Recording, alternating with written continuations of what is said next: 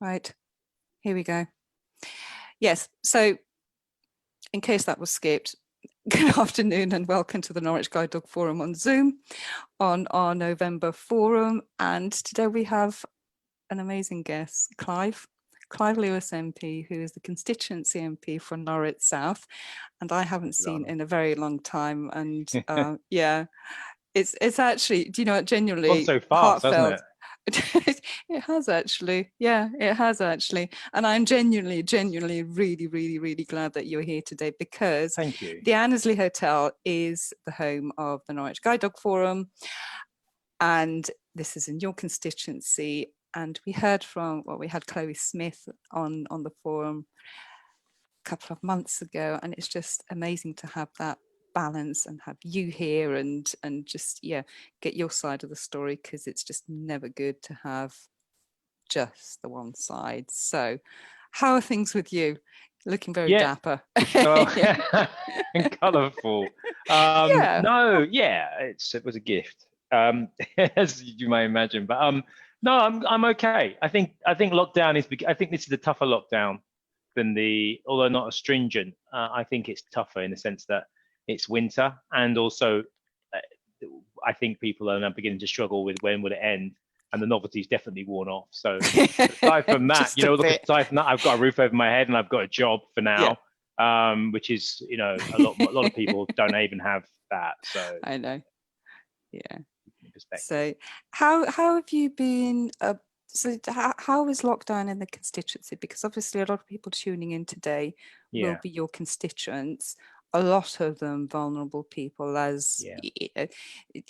obviously this is the Norwich Guide Dog Forum, but it's not just for service users, it's for volunteers, it's for puppy Mm, walkers, it's for just general supporters, and actually community of visually impaired people, mm. long cane. It is actually for everybody who has any connection with sight loss. So does a lot of that work come through your constituency office? So what has come through the constituency office? Excuse me if I keep fidgeting. I've got sciatica, so I'm struggling at the moment with that. So I am okay, but I've got sciatica.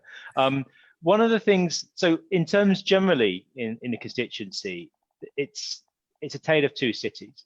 Mm. And what we're seeing is there's been a disproportionate impact on young people, for Mm. example, where we've Oh God, tell seen, me about it. Yeah. yeah, where we've seen definitely an impact on tourism, hospitality, and leisure. Now, Mm. these are obviously quite low paid sectors. They will Mm. often have short term contracts, what you would call the precariat, Mm. 0 hour contracts.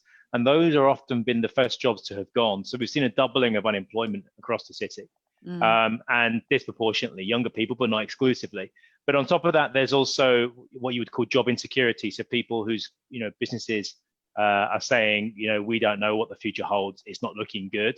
Mm. You have small businesses who are struggling. You have the self-employed who have very belatedly kind of been brought into the fold of the COVID protection scheme that the government put into place for the Mm. economy.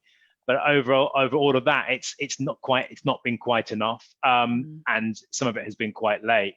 I think the other side, and this is obviously those who have furlough, those who tend to be better paid, have fared better. 80% is still a cut to people's incomes. Mm. And then there's the mental health issues, which Mm. are manifold. Um, on the other side of that, there has been some good stuff, which is that, the outpouring of public support, not just for the NHS, but like here locally where I live, we've had the setting up of a group called NR2, who have been making sure that those who are vulnerable, who needed to be protected, or those who were visually impaired or had issues on mobility, were getting the support that they needed. So we've seen a real flourishing of Mm. local community support networks, which I think has brought out the best in people, along with the clapping and the realization that key workers, often very low paid, Mm. were also critical and deserved more. Mm. So yeah, it's a mixed bag, and I think now we're moving into the economic implications. People can see a potential light at the end of the tunnel, which hopefully isn't the 1017 to Mm. Brighton, but they can see light at the end of the tunnel with the Mm. vaccine potentially. I don't Mm. think we should get our hopes up too high, but they can see Mm. that. But I think the economic picture is looking quite gloomy at the moment, and that's Yeah. something that we're going to have to cope with. Yeah. Oh no, I didn't. Definitely, it's going to be. Yeah, it's just not an easy time, is it? And Mm, nobody's got the answers. And in an ideal world, we would all have our vaccination tomorrow, and we'd move on as you would. But it's just impossible at the moment. And as I was saying to you earlier, this second lockdown is harder. The little get together that we had on Monday, it was it was quite obvious. Everybody's kind of feeling it. So yeah. in a lot of ways. So right, can I just quickly say hello to Shellie, who's joined us from the Annesley Hotel, and to Matt, who are speakers later on. Just quickly to explain, we are actually live on Facebook. So if you want to keep yourself muted for now, I have muted you, and I'll call you in a bit later. But yeah, thanks for joining us. And yeah, we've got Clive Lewis on right now. So after I've asked him a couple of questions, I'll open it up to everybody else to see if you've got anything else. So, right. So, Clive, we have got, obviously, the pandemic is front and central, but life is still going on, and all campaigns are still running on, and the county council still doing what county council does, and government still does what government does sometimes. I'm not cynical. But one of the campaigns that guide dogs have been running, and you are probably familiar with, is the pavement parking. Yes. And I know that Mike and a lot of the Norwich City councils have very strong views on this, but for all sorts of reasons, pavement parking is kind of a bit of a it's a bit of a safety issue when it comes to visually impaired people, and just road use. Do you are you familiar with what the options are that are being consulted on at the moment? What? I mean, I'd be interested to hear. From my own personal perspective, I have to admit, my experience of pavement parking, it happens quite a lot where I live in a terrace area.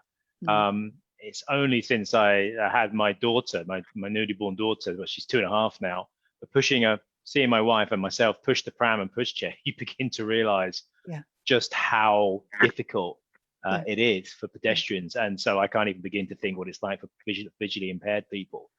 So I can And see why it's wheelchair becoming an users, issue. yeah, Yeah, yeah, definitely. and it has been. I mean, in London, they've there's kind of been a And ban on, yeah, except in.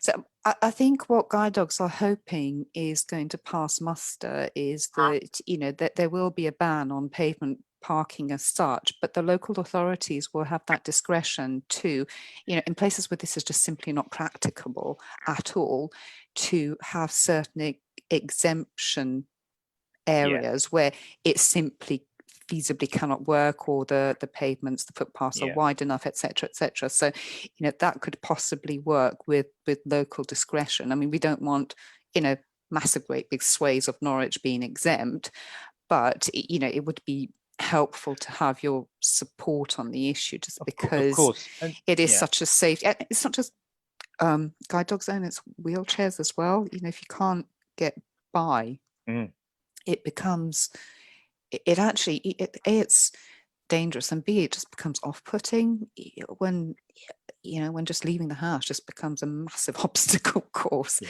So okay. Yeah.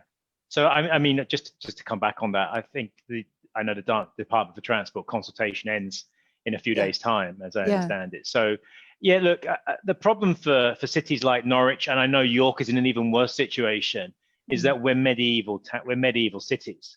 And if you look at a lot of the housing here, especially in the terrace sect areas, it's 19th century, some of it a bit older. And you can see it's been built, you can look at the path.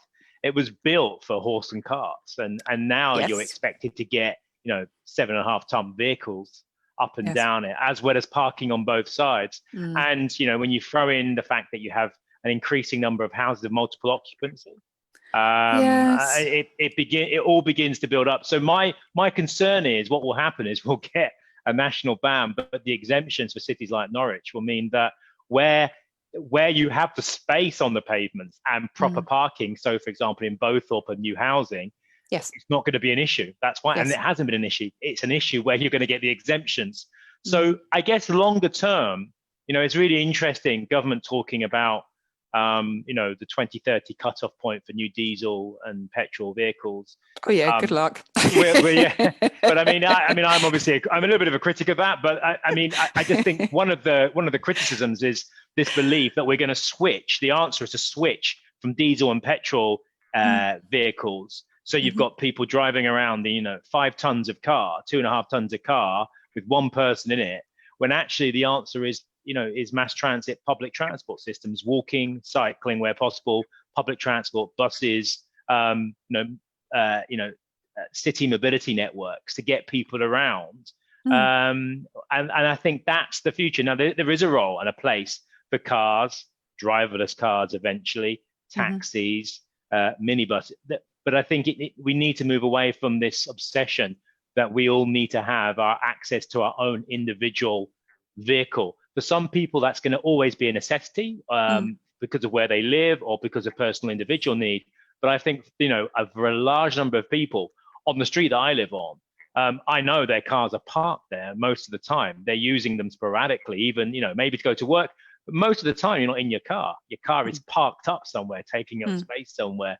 So I think we need to kind of read. One of the things about COVID, one of the things about the climate crisis is that it's an opportunity for us to build back better, something I keep banging on about, and to think about more sustainable ways. And this is one of those issues. It's, it's not fit for purpose having the kind of situation we do with cars parking on our streets in the way that they are and on pavements. Which actually, you're so clever. It actually brings me neatly onto the next topic, which is the transforming cities. I'm sure you know about this and what it aims to achieve in terms of public transport, etc., etc. But I think what we had on the forum 2 months ago, we had Jeremy Wigan talking about the e-scooter trial, because that's when they first started nationally in lots of cities. And I think what Guide Dogs found is that the operators of the e-scooter trials have varied in their approaches massively. And we were really lucky here on the forum to get Jeremy on, to get Beryl on to talk to us about it. And they really listened to us in terms of, what our concerns were with the speed, with the, and I think that as a result of that, the e-scooter trial in Norwich has been tailored in such a way that they said they were going to take them away overnight. The speed was capped, that it was linked to a particular driving license, etc., etc. So a lot of the arrangements around it, the logistical arrangements around it, have meant that we haven't really had incidents. But I think from a guide dog's point of view and service users' point of view, it's just to, I guess, stay on top of that and make sure that all the best practice is collated across the country, because clearly e-scooters have an important role to play. And when you have operators run by the county council, in DFT funded projects, pilots, that all works. But where this kind of needs to translate into the general population is that because private e-scooters, as far as I'm concerned, are still banned.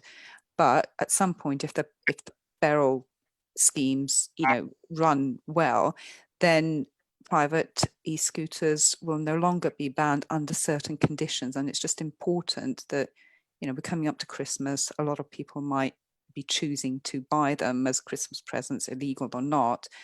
It's just to make sure that the legislation surrounding those mirrors the successful trials of those scooters. So I think, as an MP, that kind of falls into your court quite squarely, really, to try and be an advocate for us. Yeah.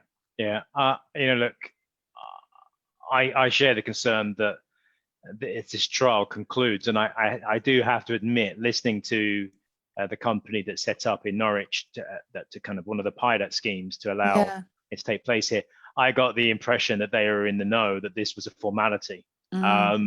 Just my instinct that this was a formality, that they had to go through this consultation period, and that the government had already committed to this, because they had made such a vast investment in opening up a shop on something which was currently quasi legal.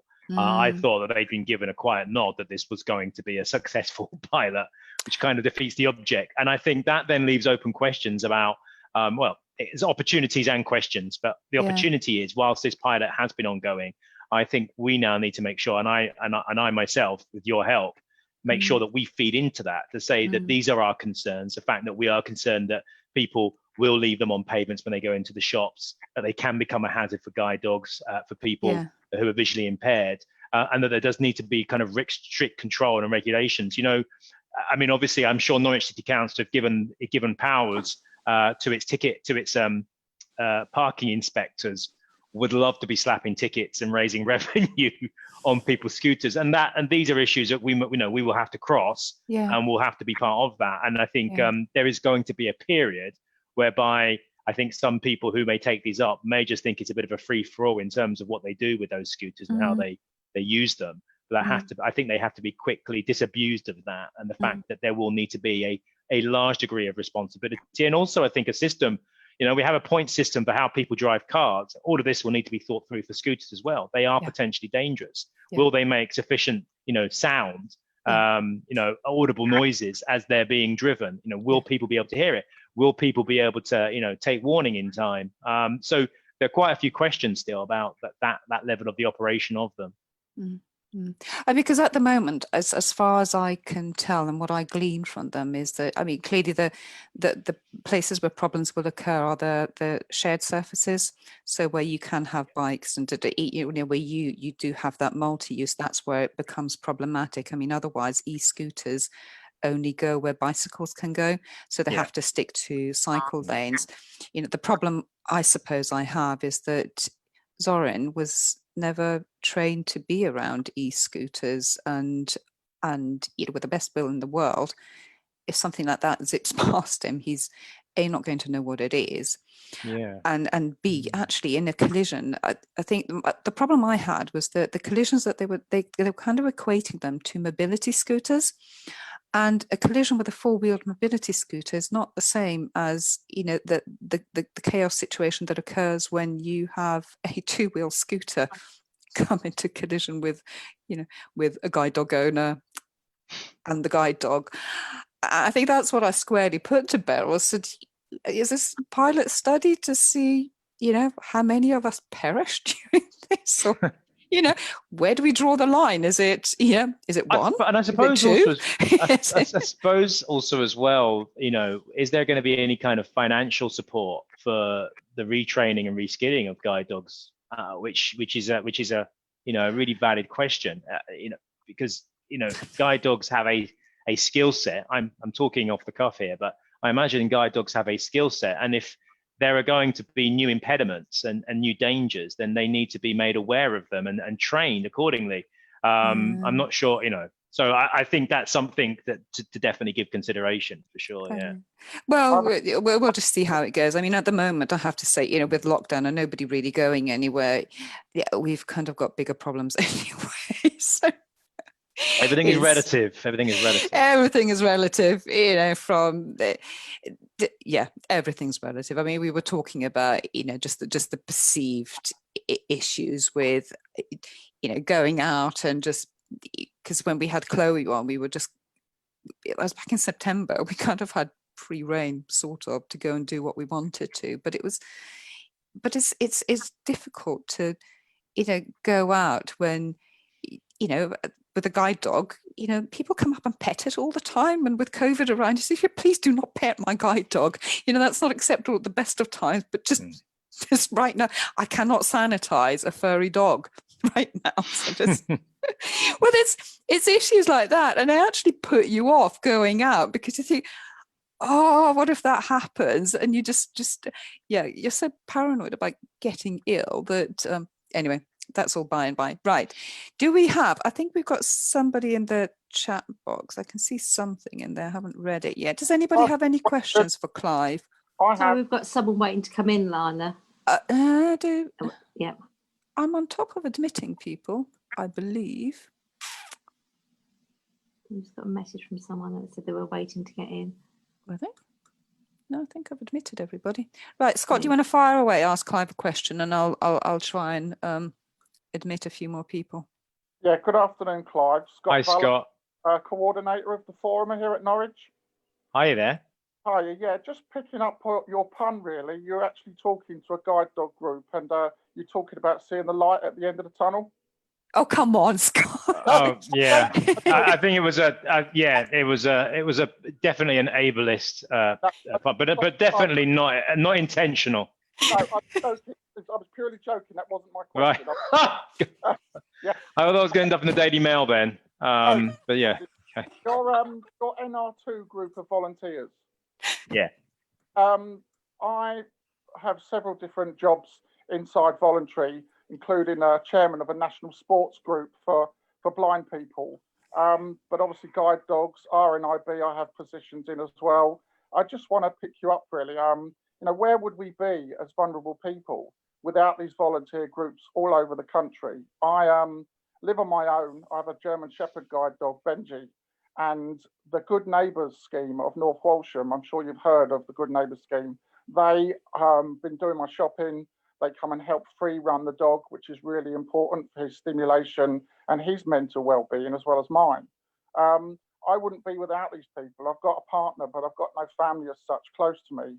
And it meant so much to me about what these people were doing. And they've been going 5 years in North Walsham, and they had over 100 new volunteers back in March from the town, that I actually joined the scheme recently as a volunteer, because I feel that they've given me my independence with the dog still, and also my shopping, and without people helping me. So it's me giving a little bit back. I was in receipt of their help, and now I'm giving them help regarding phoning people that are vulnerable and live alone and become very lonely. I just feel that it's important to take that help that you're given, but if you are in a position to give something back. 100%, Scott. Scott, first of all, thank you. For giving something back. That's the first thing. I think that's one of the, it is, as I said at the beginning in my opening remarks, one of the upsides of what's happened. And it's reminded us, we live in a very divided world at the moment. Make America great, Biden, Brexit, no Brexit, it just feels like a very, very divisive time. And yet one of the upsides of this pandemic is that we've seen the inherent good in people. And I think, it's really important that we never forget that people are good. And that's what, COVID has brought out, I think, the best in many people recently. So I'm really pleased that you feel that you've had that support from your local community. I guess kind of expanding it out to a bigger political picture. Look, I've always, as Laura will tell you when we've stood on platforms together, I've always stood up and said, look, I'm a socialist. And I'm really proud of the welfare state and its setting up to kind of give a level playing field of support to people. But that has been under. No, I'm a socialist. Then you said, no, you're a socialist. But one of the things about the welfare state is that it has eroded over the years. We could go on about the UN investigatory committee that found, the government committed grave and systematic violations on the rights of persons with disabilities. There's things that have happened, but rather than make kind of political statements, what I would say is that it's quite clear that universal credit and the support structure there for people with disabilities. I have a lot of people in my inbox in terms of their feeling that support has been withdrawn for them financially, but not just financial support. It's also the ecosystem of support that the state or local authorities have been able or have provided for them in a number of areas, and that it's been degraded. And they feel that they feel increasingly isolated as a result of that. And I think one of the things for the 21st century, I've got a book in front of me that I haven't read yet, but I have had a discussion with someone called Hilary Cottam. It's called Radical Help.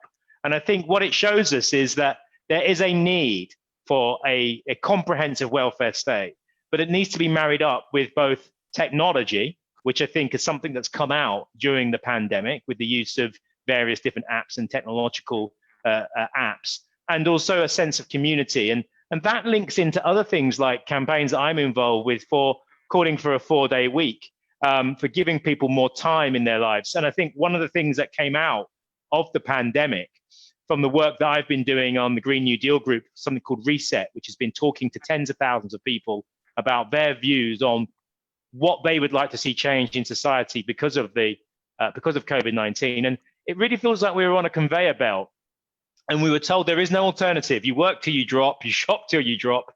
This is it. And all of a sudden, someone hit the emergency stop button, and people have had an opportunity to look around and go, actually, I quite like the slower pace of life. I quite actually like having time with family. Now, for a lot of people, that isn't the case. It's a time of worry, of economic insecurity, but it's also been an opportunity for many people to see a different side to life, to have time to engage and volunteer in community support structures. And I think what we're beginning to see is a potentially different model, which is one which does have state help, but one which also has people in a different type of economy where people have more time for friends and family and community. And I think that's where the future lies. And I think what you've talked about today about that support you've received from the community and you've given something back, I would like to see, a system, an economic and social system which enable people to do that, because I think ultimately that's what people want. That's what's important to people, rather than buying things we don't need to impress people we probably don't like. Right, Clive, I'm going to stop you there because we've got, I don't want to, I'll probably, have to move on to the, because otherwise the form's going to go on for hours because we really want to keep you here.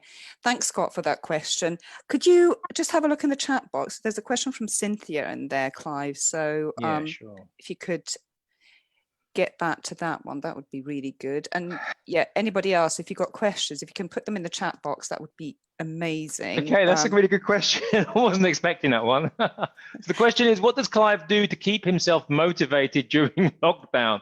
Well, number one, apart from wear very loud tops, number one is I have a fantastic team around me, constituency team, who basically never let me stop. So that's a good thing. That's the first thing. Second, they motivate me, definitely.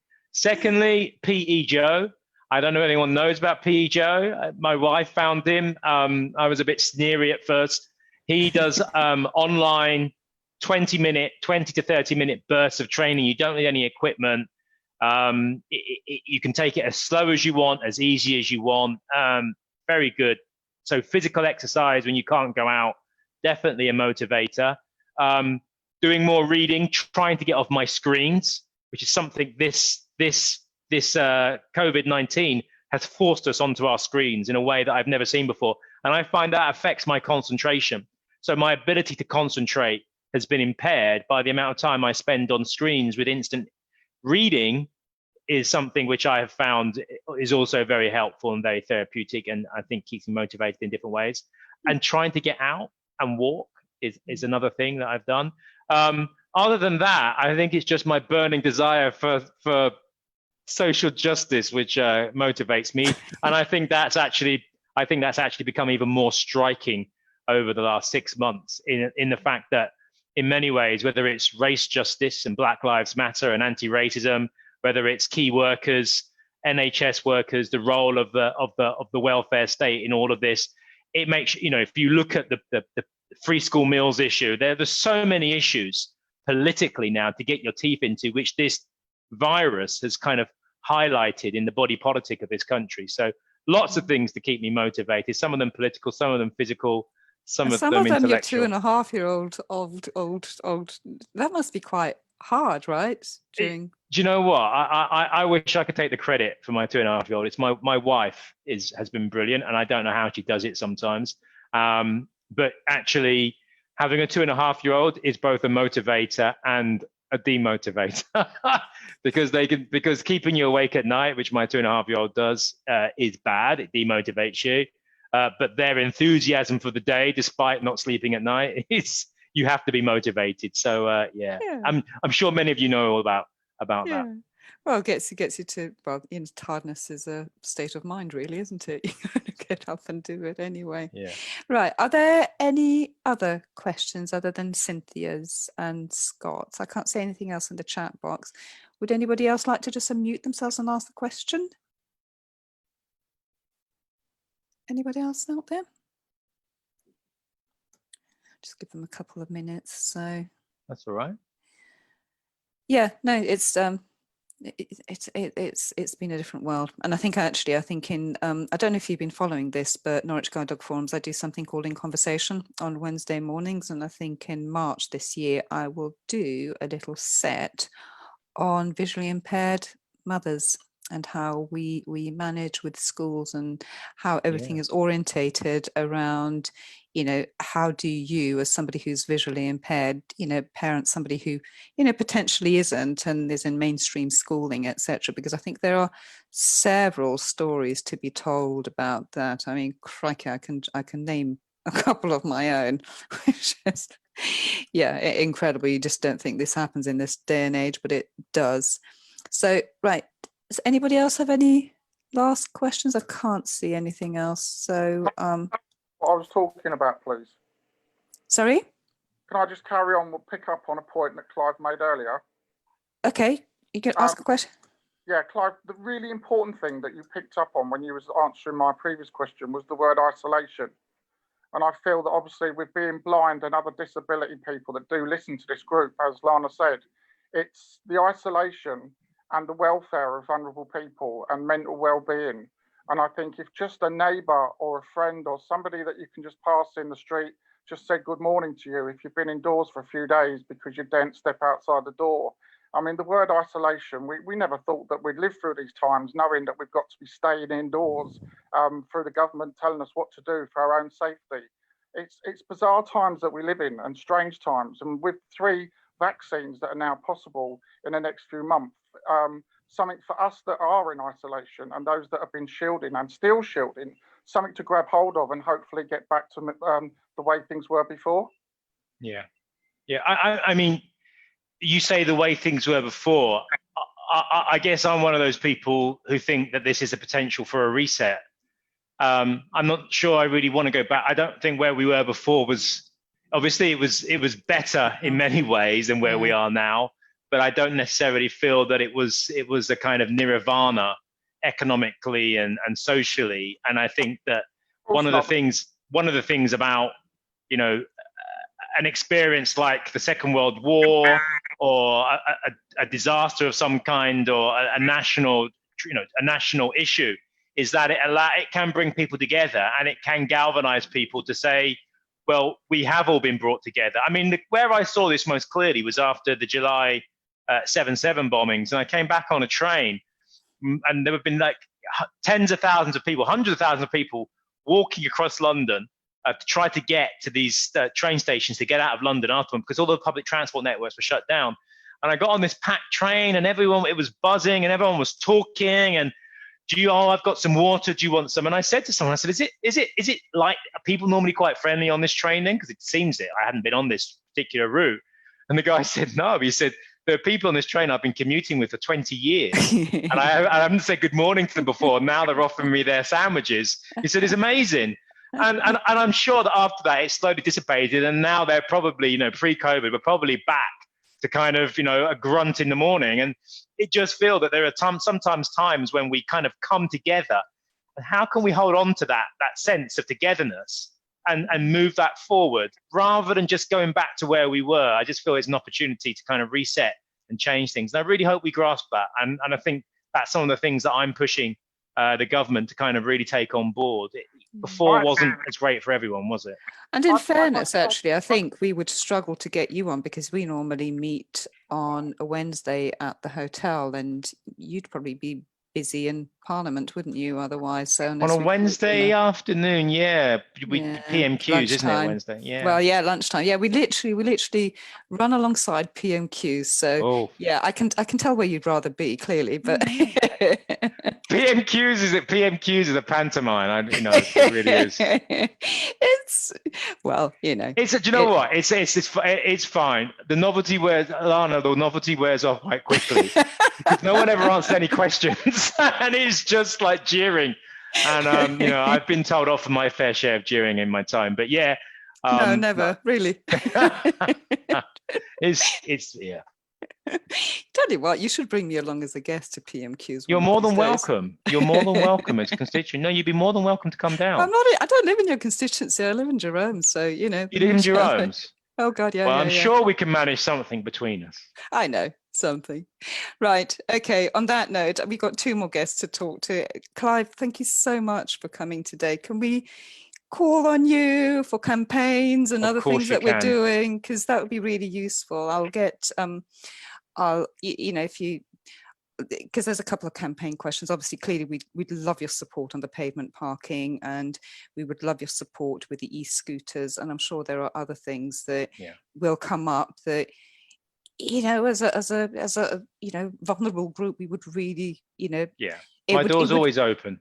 Yeah, it would be helpful open. to get that support in, you know, in Parliament for things that we're trying to do, which actually I find that a lot of the disability discrimination Act, for example, you know, a lot of the adaptations that had to be done on buses actually really benefited mothers with pushchair, just generally old people, you know, just with, you know, I find that leveling the playing field for, sometimes it seems that it's done for one particular user group, but actually the benefits run across the board. So it would just be really useful if you could, if we could count on you in our corner, that would be quite good. Very much so.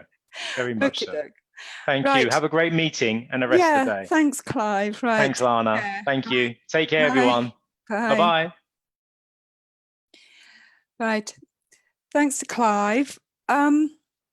Right, for those of you who have joined us since we started the meeting, this is, obviously it's beaming out live onto the Facebook page. So what I've said to people at the beginning of the meeting, if you don't want to appear, I have got the screen is on active speaker only. So if you keep yourself on mute, and you know, you can either put questions through the chat box, but you will not appear on the screen. So yeah, just to let you know about that. Right, so can I actually forgot to, well, Scott has introduced himself very much so, but what I wanted to do also is to just say a quick hello round robin round the other coordinators who are here. So one of them is, so Annette Smart is here. Do you want to say hello, Annette? And Angie's with us too. Hello, I'm Annette Smart. Angie, do you want to say hello to everybody? She's on her iPad. Hang on, let me just. Oh no, her sound isn't connected. Right. Okay. So Angie Bull is here as well. She's one of the coordinators. Scott, do you want to say another quick hello? I've unmuted you, or I've tried to. No. Right.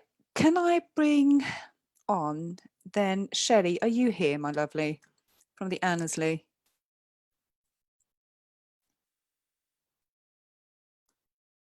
Shellie on here a minute ago.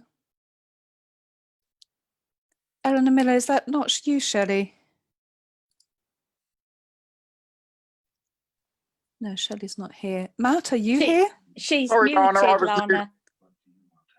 She's I'm muted, Lana.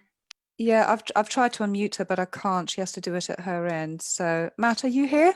I'm here. Can you hear me? Matt, yes, we can hear you. Yeah, I'm good. Good to see you. I know. Oh my God, it's been far too long. No. Far too long. Yep. Sorry, Scott, you're trying to say something? Yeah, unless Shellie has made arrangements, she has to pick the girls up at 3 o'clock. Oh, okay, but I did try and bring her on, but she's not here. So, Yeah. right. Well, look, if you can get her a message separately, then we'll quickly bring her on if she needs to sort of dash, and we'll then carry on with Matt a bit later, if that's all right. Well, she's probably gone now because of the time factor, but obviously. Hello. Hi, Shellie. Yes. Yes, I'm Eleanor Miller. I'm on my daughter's iPad. Right. Shellie, do you want to quickly say hello to everybody? Yes, Scott is correct. I do have to dash very soon because I have to pick my daughter up from school at 3:05. Okay. But it's only 5 minutes away. So okay. Shellie. I had a technical hitch at the beginning. I couldn't join on the link. Oh dear. Yeah. So, Shellie. Hello. Shellie, do you want to leave it this month and come in next time and let Matt cover? Yeah, if you want to, if that's okay, because I don't want to hurry. I don't want to hurry you because I know that you'll have lots of really good things to say. I have got lots of lovely things to say, and I'm missing you all. I know. We're missing And the hotel. I'm even missing clearing up the dog hair. You know, we really are missing you so Hotel's much. never been cleaner, right? Absolutely not. But yeah, you know, I'm ever so sorry, but I have got to collect my daughter, so Okay. I will join you very. We'll come in for the Christmas one then. Oh yes, you never know. We may be able to get together. Yeah, 5 at a time. Yeah, possibly. Well, Right, Shellie, come on to the Christmas one. I'll definitely book you in. I'll put you in first. Is that all right? Yes, absolutely. Lots of love Okay. to everyone. Take Okay. care, my lovely. Thank you. Bye. Sorry, Lana. That's all right. Matt, Yes. sorry about that. That's all Right. So, right. So this is Matt Emmerson. Hello. Matt is I don't even know what to introduce you as. Matt is Mr. Invidia Voices, and Invidia is a choir that I joined probably longer than I wish to remember ago, wanting to do something musical because I've always loved singing, but massively apprehensive about joining a fully sighted choir because of all the music reading and everything else that is involved. And yeah, Nvidia is kind of different. Nvidia just made it all possible. And that's why I've invited Matt on today, because not only does the choir do amazing things with enabling people into singing generally, but since lockdown and otherwise, you just have so many wonderful initiatives that you guys do. It's just it's mind-blowing and heartwarming and everything else, and the community that you've built around the choir is just extraordinary. So do you want to tell us more about that? It's inspire people like you've inspired me, Matt. Go on. Well, thank you. Actually, I think I'd rather just let you do the talking. Please, don't stop. Well, thank you for that. That's a very nice introduction. So Invidia Voices is a little different. I set it up in 2013. So my background is I've been a musician all my life, working professional musician and producer and all of that kind of thing, working in studios and sessions and touring and all that kind of thing. And it was fun. It was fun because what you get when you play with a group of other musicians is this kind of live, collaborative, artistic creation that's going on live in front of an audience that are dancing to your music, clapping, cheering, coming to see all that kind of stuff. You've got your music being played on the radio, and you're turning up to headline an event, and it's an it's something where you feel very connected with lots of people. Like even on stage, you're connected to the sound crew, you're connected to the sort of stage management and all that kind of, you feel like they're part of a team. And when you come off stage at the end of a 2-hour session and people have enjoyed it, and it's good, and you get booked again, you feel like you've achieved something. It feels like that you didn't do it alone. And what happened was I kind of, as I got a bit older, working these 35-hour days of traveling, from doing 2 gigs back to back, one in Newcastle, one in Brighton, and then back to, there were long days, and my wife and I had we had kids and all that kind of thing. And after our 3rd child, we thought, I don't think we can keep this up forever. So I actually started teaching vocals, started teaching singing. I mean, I've always been teaching. I've always been doing that kind of thing anyway. But I started teaching the singing, and I had 1 or 2 people who had joined choirs recently, and they were just very anxious, and it upset me. It upset me a little, because for me, I never taught people to become professional musicians. It wasn't, when I taught music, it was to enjoy the process. It wasn't about, right, I'm going to get you to do all your exams so you can go to do a degree so you can become a professional musician just like me. It wasn't like that, because I wouldn't have stuck with the job if I didn't enjoy it. And I think that's something which, it has to come first in so many people's careers. For you to, I mean, listening to his name, I'm so sorry, his name's completely eluded me. The chap on before me, Clive. Clive. There we are. Sorry, thank you. Yeah. So years Sorry. of lack of sleep and being a musician has fried my brain, I think. But Clive, clearly still had this passion, and he had purpose and a reason for doing it, right? What was his purpose for getting up? Well, because he makes a difference. Mm. And he Yeah. believes you can continue to and make it even Yeah. more, the Yeah. more you put in, the more you get out. And it's the same. And so I had these people who were coming in, and they were coming in for lessons because they're anxious about their upcoming, next week's choir rehearsal. And when I sort of pressed them on it, I said, what is the problem? And it was they felt a bit like what you were sort of saying about that. They felt anxious about they weren't it wasn't that they had any issues with sight or anything like that. It wasn't that. It was that they were worried that they weren't going to be good enough, that people would judge them. And I just remember saying to them, that's not what the singing at this level should be. You're not being paid to perform. Actually, quite the opposite. You're paying and contributing to be a part of this choir. And in my opinion, and whilst I totally get that, that you do, there is a place for choirs. It's good to sound good, right? Exactly. No, exactly. And there's definitely a place for that you should be able to go. And if you want to be in a choir which is going to do competitions, high ticket or concerts which you're selling tickets for, therefore you have to be a certain ability. Well, you know what? That's fair enough. But it got me thinking. I thought, I want to set something up where people don't have that worry. In fact, the worse they are, the better, because the truth is when you're not very good at something and you start doing it, you tend to get better quite quickly, and so, it's enjoyable. And what I wanted to do was make a community. I didn't want it to be about the music. I didn't want it to be about singing. I didn't want it to be a choir. I wanted it to be, I use this term very loosely because we are not in any way religious, but I wanted it to become a sort of a church feel to it, in that it had a community, something that people looked after each other, something which people kind of had faith in. And we are not in any way, as you know, it's not a religious choir, it's not a political choir, it's not anything along those lines. I'm going to get told off. I've got a vicar's wife in the call. And again, the thing is, a lot of choirs are associated with churches. Of course they are. I know. Whenever I blaspheme Matt, I just get guilty. And enough, in our Acle group, we actually do have a vicar of a church as well. He and his wife. So it is open to everybody. But that is one of the things you just mentioned there is about the community, and that is what I'm most proud about. It's not about it's not about the singing, it's not about the music. It's about the community, and it's again something you seem to have here is people who are connected and looking out for each other and pull together. And I think that is what and I always say this, that it's the people in the choir that I'm most proud of. What I'm most proud of that I have somehow managed to do is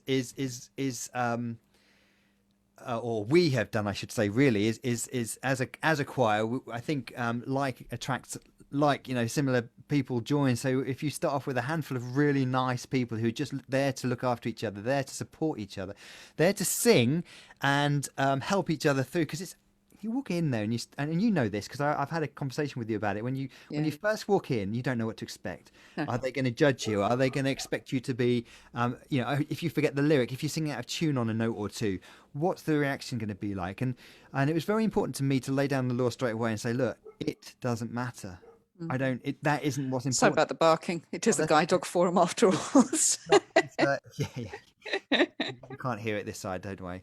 I think that was the key, really. That was the key. It was like to make it very clear. We ran lots of singing workshops to get people comfortable with singing and get them understanding what they're actually trying to achieve, which is just to enjoy singing and not to be really good at singing but not enjoy it. It's about enjoying singing first and foremost. Right. So tell people, because I don't think people know about Invidia necessarily. So when we're not hiding at home from invisible viruses and worried about getting ill and ending up in hospital on a ventilator, which is yes, and breaking the law while we do that. Yeah, of course. So back in the day when we were all able to meet, you had several places where you would practice, right? Yeah. So there's 2 Norwich evenings, there's the Acle evening, there was the Derham, North Horsham. Yeah. Where did you? So we had 2 in Norwich, one in Wyndham, one in Wyndham. April, one in Diss, and one in North Oh, Walsham. this. Yeah. And yeah, so what we had was we had one great big. We always call it a family. I know it sounds a little bit weird to say these things, but I think we always refer to it as a sort of a big family, really. And we would have different rehearsal groups in different areas on different evenings. To make it more accessible to people living on the outskirts, it made it easier for them to come. But of course, you can come to multiple events and multiple rehearsals. Of course, you can. But and that in normal times, that's what we were doing, and we had about 350 members. Wow. About 550 at one point, and it was awesome because the energy that you'd sense when you walk into the room, and everyone trusts each other. You see, singing is a vulnerable process, isn't it? Yeah. Oh, hugely, hugely, Incredibly hugely. And vulnerable. it's, yeah, massively. And you just feel hugely exposed Yeah. as well. So it's, yeah, no, And no, when you you've got do. And somebody- And when you're in a room full of 40, 50 other people who you feel so comfortable with that you feel that you can sing. Singing is, if you play a piano or play a saxophone or something, that's a sort of removed instrument. That's another lump of metal, right? That's not you. But when you sing, that's your heart, your soul. There's something really close to you. And if it doesn't sound very good, that's your flesh and tissue that doesn't sound good. It's not like, oh, the saxophone, I haven't learned what keys to press yet. That's you. And so it takes a lot of confidence, and it also takes a lot of trust. And it takes a certain amount of community spirit to sing with people without judging them. And I think that this is the thing, is that we had when you walk into a room and you just know that tonight we're going to be singing a load of songs which we just really enjoy. Quite uplifting in that sense that they're songs we all know, they're upbeat, they feel good songs, and I am, and you know that you aren't going to feel nervous or exposed or worried about what other people are going to say, because you've come to realize that everyone's in the same boat on the same sort of journey. They all want the same thing. They want the best for you because they're decent, nice people, as most people are. They're not there to sort of be better, they're just there to have a sing, and if they can contribute their part, then great. And if you're there and you're singing alongside them, they appreciate that and respect that. And that is, I think that's one of the things that I'm most proud of, is that people have taken that and really run with that. And it's just so nice to see that happening every night. so just for people who don't, so the way this works practically, the way Matt works this, well, it did work, but I'm sure we're going to get back to that at some point. So when you sign up, you get a couple of free taster sessions, which is really good, because one is never enough, and then two is kind of like, do I want to do this? Do I not want to do this? Because you sort of pay a bit of a monthly subscription and then start coming to however many rehearsals you want. So literally, when you walk through the door at an Invidia Voices rehearsal, you are literally scooped up at the door as the one person they haven't met yet, and by one of their buddies who will literally walk you through everything. If you've had a chance beforehand, you will test your voice, because what Matt has got is a really, really, really good website, and you get a welcoming email where you can actually sing along to these little tunes to see which part of the choir you're going to fit into, whether it's bass or tenor or alto soprano, or which one of those, and whichever one of those feels most comfortable, that's the section of the choir that you then join, because that's the one that's going to be most comfortable for you to sing with. And then what else have you? Oh, so when the rehearsal starts, Matt does a lot of really fun voice warming up exercises, which, let's put it this way, the fast ones never suit me because my brain just never works that well. But hey, it's always good for a laugh anyway. So we do the warm up. That levels the playing field, doesn't it? Because if everyone's inverted brackets failing, if everyone can't do that, then there's no, it levels the playing field, and it kind of it just means that everyone's just having a go, and it's not about being able to or not being able to do it. It's about doing something, just having a go. And also, if you're the only person in your section failing, everybody else in your section gives you a hug afterwards as well. That often happens, so that's okay. And then the really scary bit happens because then the choir sings a few songs that they've rehearsed in the past that you've never ever heard of, and everybody sings their parts beautifully, and you're just going, oh my goodness, what do I do? And the person next to you says, just sing along, it doesn't matter, sing all parts, sing none of them, hum whatever, but just join in. And that's what you do. And then you do practice the new piece, which for me, my first piece was Like a Prayer by Madonna. Oh, okay. That was a bit convenient for me for, a teenager in the 80s. I thought that was really quite good fun. And then a few more songs. And but then what is really amazing is that Matt has on the website, which you get access to once you become a member, you have basically all the songs are broken down into their parts on the website, and you can download tracks for the part that you sing. So you can just practice the part for all of the songs that have ever been done in the part that suits you best. And I do that, Matt. Do you know, I'm so sad, really. I do that every single day still. Apart from the new ones, because I think you've done a few new ones that I just literally, I lost the will to live with Blondie. That's where you guys left me. And that's how it works. And it's just, I think the thing about the Invidia voices as a choir is that so you're sort of talking about the parts and things. So if we just elaborate and explain what that means. So everyone's voice is somewhat different. So some people are kind of slightly higher pitched, some people are lower pitched. So even so you have the men have higher pitched voices and men have lower pitched voices. Ladies have, we've actually got 4 sections for the ladies to slot into, haven't we? And 2 sections for the men. So we're 6 parts in total. So we have a low and a high men's section, a bass and a tenor. And then for the ladies with the lower voices can sing the alto 2s, and we get alto 1s, and the slightly higher voices, soprano 2, which is where you are, and the soprano 1s, right at the top. Oh, well remembered, right. Super high notes. And so what that means is, now, one of the big problems that most people have when they sing and go, oh, I can't sing, or I don't sound very good, it's just because they're singing in the wrong key. They're trying to sing something too high or too low.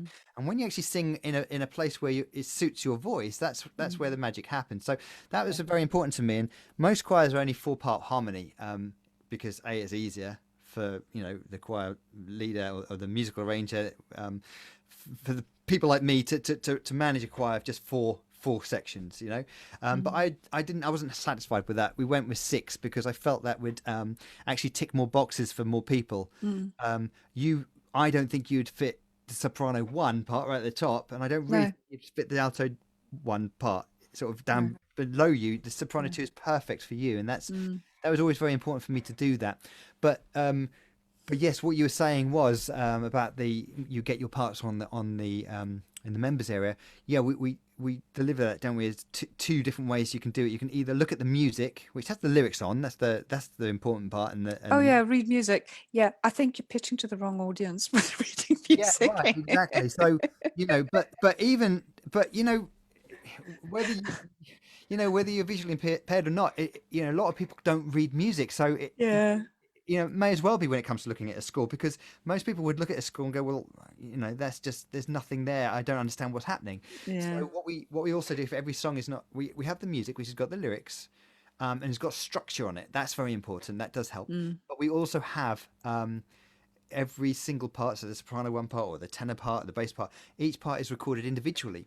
So we can actually provide you with the backing track with your part sung in. So the soprano 2 in your case, as you know, is always recorded on a track, and you can just listen to it and learn it just like you would learn it if you heard it on the radio. You just learn it by heart from the track, really easy.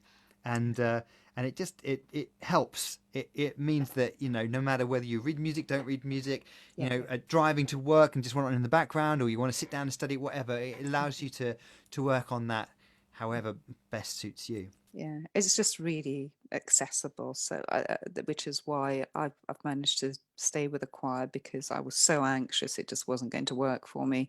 Right. That I wasn't going to be able to read the music. That I just feel out of my depth for ages and ages and ages. But no, it's worked really well, and I can't wait for us to. That's really nice, because there's so many. You meet so many people along your path, don't you? Like you meet different people. Yeah.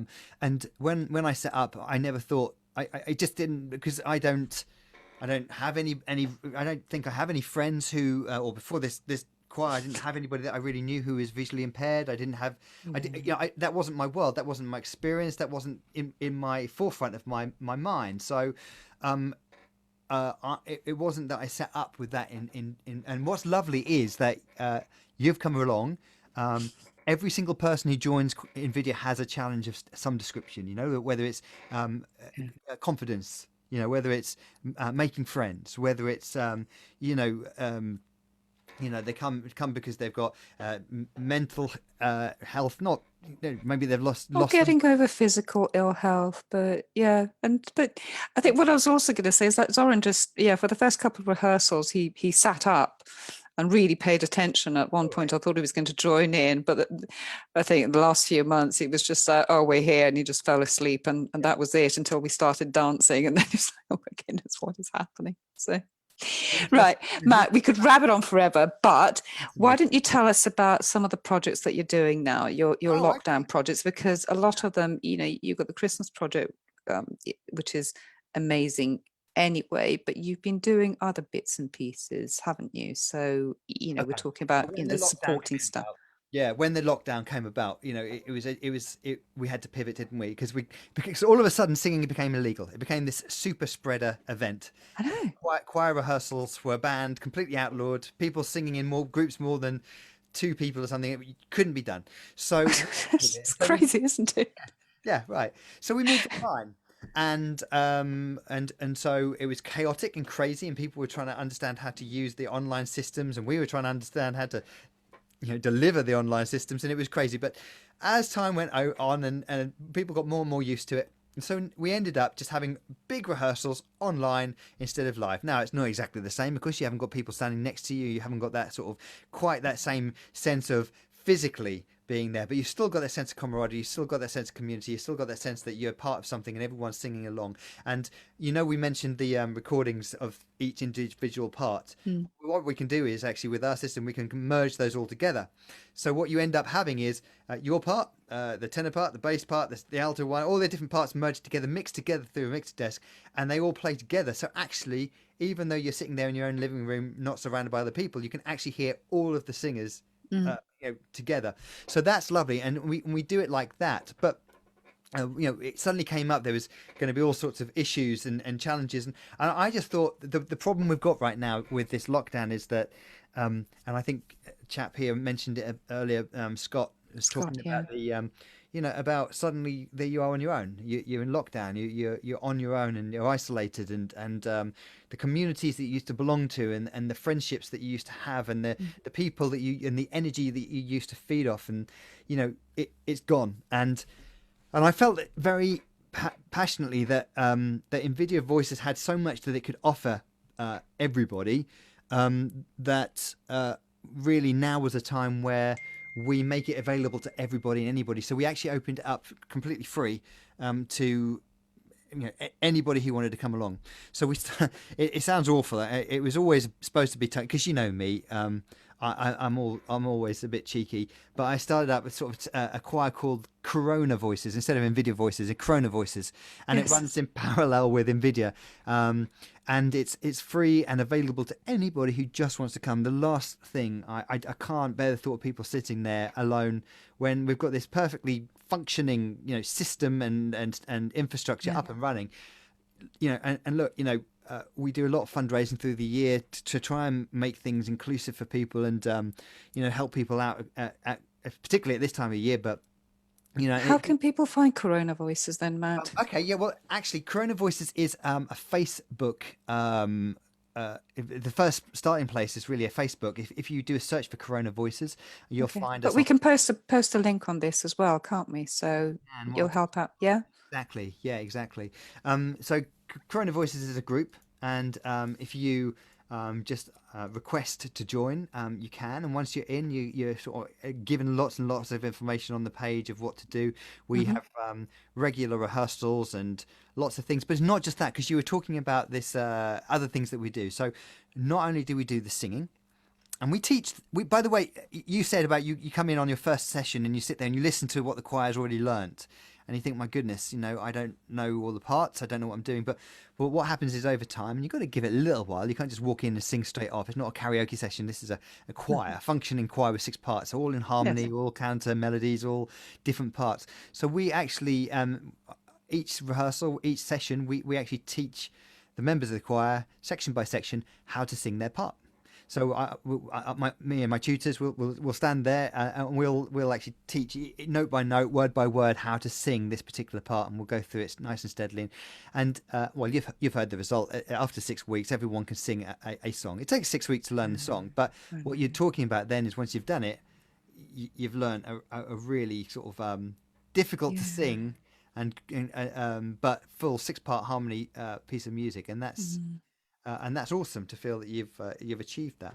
Yeah, and some of them are actually quite hard, and some of them have just looked at them and just, oh God, I don't even like that song. But then once you get through the arrangements, this is quite good actually. So I quite like that. So.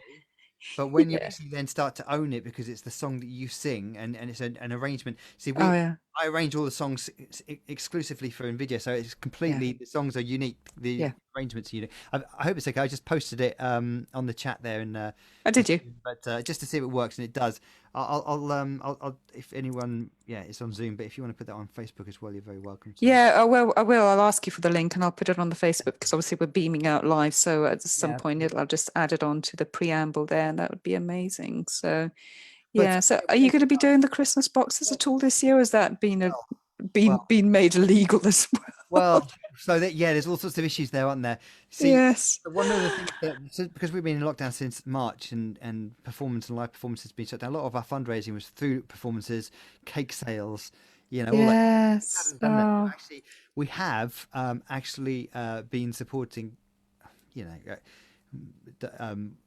we don't really sort of talk too much about it, but we have supported several people over the lockdown who and so people who have been and you support the People's Picnic, don't you, as well? Picnic is a lovely one. Yeah, it really needs. And so we normally raise a load of money, £2,000 or £3,000 usually throughout the year, and then many about over 100 of our members get together in one of our rehearsal venues, and what we do is we go out to it's been Morrison's the last couple of years, because they've sort of given us a 15% discount, and we go in and we buy all the chocolate biscuits and crackers and mince pies and treats, all the nice things that you have, like chocolatey treats, but also other things like I'm listing all the high sugar stuff here, but all the other things, all the trimmings, all the nice things, and we get these lovely hampers. We get boxes, and we make them look lovely, and we fill them with all this lovely stuff, all this food and nice things, and we make these hampers up and wrap them up, and we put a Christmas card in that just it's anonymous, and it just says, understand you're having a bit of a tough time this Christmas. This is from a friend. We really hope that that you have a good Christmas, and what we then do is we wrap them up, we make them look beautiful. There's no suggestion of who it's from, and then we all grab one or two of these boxes. I say we grab, it's actually a lot more coordinated than that. Well, then Invidia choir members get to nominate somebody who they know has had a bit of a tough time, either through personal or health or something that just needs cheering up, and then these amazing boxes just get delivered to them anonymously with just this box of absolute joy to people who are least expecting it, probably, who just need a bit of perk. And I just think that's just so beautiful and just so in the spirit of Christmas. And I remember watching the video when you were packing them and singing along, and just this sea of just beauty and love that was just ready to be packed off and taken to people. I just think that's just so amazing. So amazing. And but it's so selfish though, because it's one of those things, it's selfishness wrapped up in this kind of sort of the disguise of doing something for other people. The joy that you get of being there, wrapping up a parcel which you just know is going to inject that excitement and that mystery and that magic of Christmas that many of us haven't experienced since we were like 7. You know, you know that you're actually making this thing and they're never going to find out who it's from, and you know it's going to go to somebody who really needs a pick-me-up. They've lost a family member, they've got illness in the family, they've lost their job, there all these things that happen in life, right? And at Christmas time that's amplified, and you know, it makes it even harder. You know they're going to get this amazing box which just looks lovely, it's got all these lovely treats especially for them, that just and you can't wait. And you don't know who's going to deliver, you know, the box you're making it. And we all dress down, we go out and deliver them, like delivery driver, knock on the door with a clipboard. This is number 62. Yeah, got a delivery for you. Have a good Christmas. Walk away. There's no suggestion of who it's from. And it's so sneaky. It's the best thing because it makes Christmas. But it's also, you know, I get excited because, you know, it's such a selfish act of just, it makes Christmas for me and my family. You know, it's what we want to do, and sadly we can't do that this year. We haven't been able to raise any money, and I can't ask people to go and, you know, deliver and pack and this, that, and the other. And the other thing is that people have needed that support throughout the lockdowns, throughout, you know, since the start of this pandemic. So we've actually exhausted what funds we have raised, just helping and supporting some really, you know, like, as you can imagine, some pretty horrible situations going on out there. And so that won't be happening. But next year we will hopefully double up and make it happen.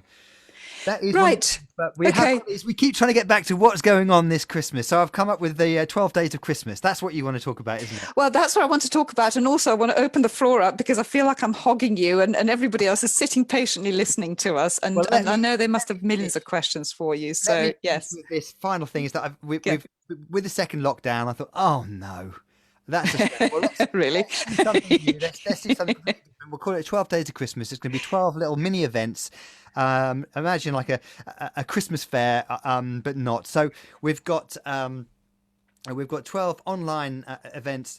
We've just done a super simple how to read a music lesson, which took people from knowing nothing to being able to read music in an hour and a half. And that's still on. It's all on Facebook now. You can look at the post and watch the video in your own time. If you want to come along to Corona, you just ask to join. And you can. We're doing a songwriting workshop. We did that on Saturday. Again, you can watch that and come along to the second part of that in a couple of weeks. This Friday, tomorrow night, we've got a crafty Christmas workshop where we're looking at how to make amazing handmade cards and wooden reindeer, big freestanding wooden reindeer. That's a bit of fun. We've got a beatboxing workshop. Right, I know. It's not into beatboxing. It's brilliant. It's something so different. Organic, right? Yeah. Even if you don't think you like hip hop and all that, it's not about that because you know, by now you kind of work out that we're sort of accessible to everybody. You know, even if that's not your style of music, beatboxing is a very interesting thing. It's making sounds and using breath and using sounds. Very interesting way of doing things. Ideal way to embarrass my children at Christmas. Right, you have just given me the best idea. yeah, there we go. We've got Lee Gibling's coming in to deliver that. He's a beatbox expert. He's coming to do that, and it's going to be great. We did one before, and it was just a lot of people didn't come because they thought it wasn't their kind of thing, and the people who came along think, well, this isn't my kind of thing, but I'll go along anyway. Loved it. We all loved it. It was brilliant. He was awesome. So we've got that. It's on Saturday coming in a couple of days.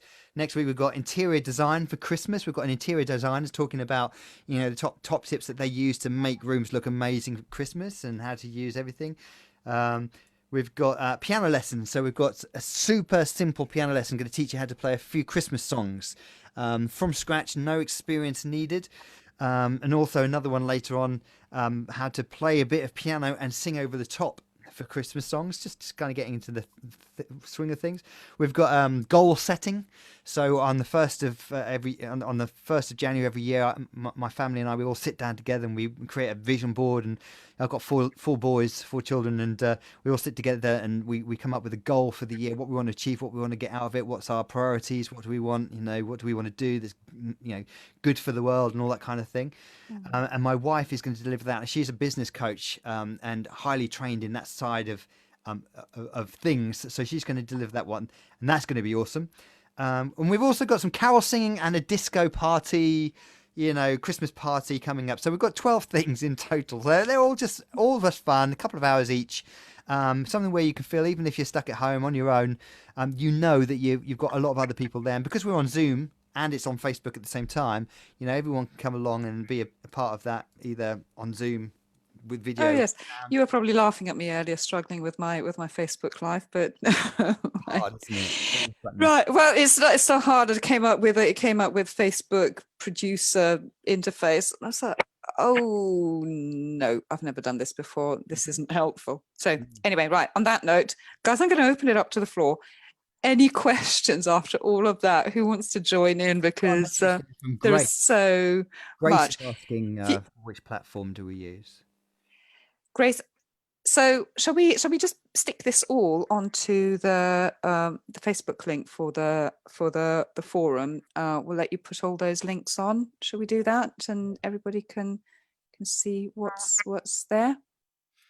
Yeah, I think that would be a fairly good one. Right. If anybody wants to ask a question, do you want to just unmute yourself and ask it? Hi, Matt. hello there. Hey, Scott. Yeah, hi. First of all, I look forward to hearing Lana beatboxing in the new year. Yes.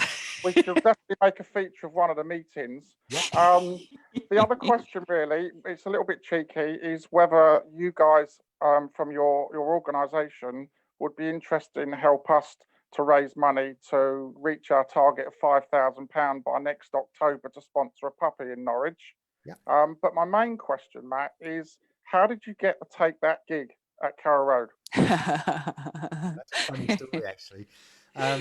Yeah, so a couple of years ago, we ended up with about 40 of our members ended up on stage at Carrow Road in front of 30-odd thousand people with Gary and the boys. Would take that Yes. as their gospel choir. So how did that come up? First of all, yes, we'd be delighted to help you to raise, if you've got a performance or something like that, then please, or an event or something. If we can help, then that would be a privilege. So yes, please let me know and contact me. Hopefully things will be back to normal and we'll be allowed to perform in public. So I was just one morning I got an email from the production team of Take That's Management. Said we are looking. We need Take That. I've got a concert coming up, and we were sort of googling, YouTubing Norwich, and we saw your choir performing. We just loved it, and we got to talking. We thought it'd be really nice to include local choirs on this tour. And we really would love you to do it. And what's really funny is this is that actually, believe it or not, I don't get loads of these kind of emails, but I get some. And quite often they're like, right, you know, like, would you like to come on this show or this competition or this, that, and the other? It's like a £1,000 entry fee and blah, blah, blah. And you've got to do this for 3 days and hotel. And so I initially assumed that it was along those lines, you know.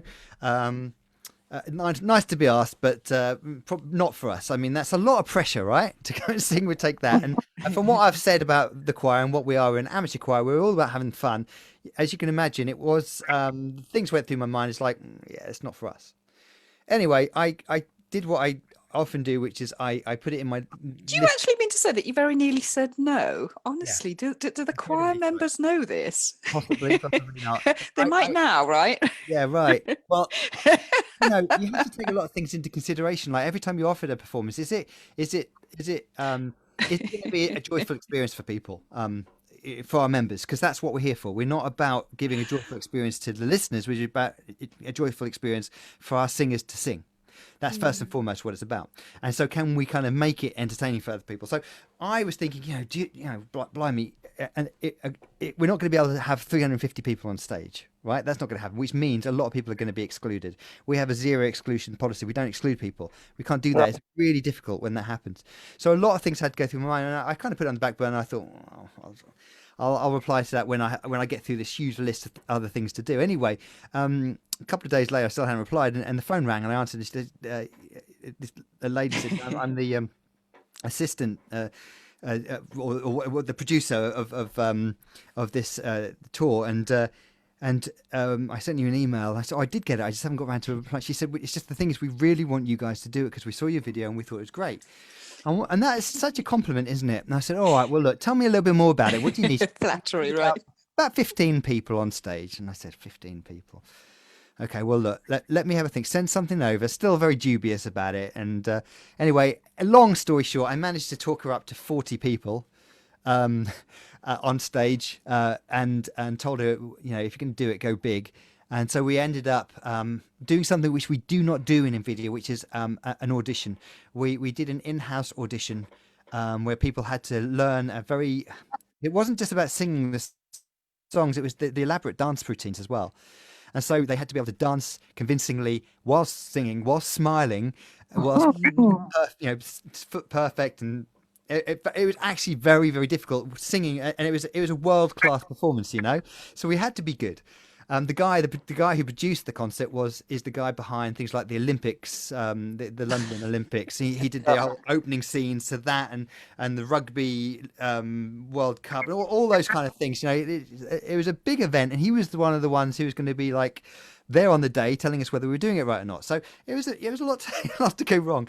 So long story short, I said, yeah, all right, we'll do it, and we did end up doing it. We did a audition. People understood that there had to be an audition process. I could not put people on that stage if I didn't feel they were able to cope with it, and so we had to do that. And then we did weeks and weeks and weeks of really full-on day rehearsals, and with dance instructors and all sorts, and all the tutors, all of my tutors were there, and we did it, and we went up. And here's do you know, I'm going to boast about this. This is my bragging moment. Okay, so we walked into the to the stadium, and we were greeted, and we were taken through onto the stage for the afternoon rehearsal, and the Take That dance crew were there. So all the girls who dance like top, like world-class dancers. And the lead dancer, she said, right, we're going to run you through this. What we'll do is we'll do an hour here, then we'll go clear the stage for the other things which are going on. We'll go backstage into the corridors, and we'll do another couple of hours and really nail this.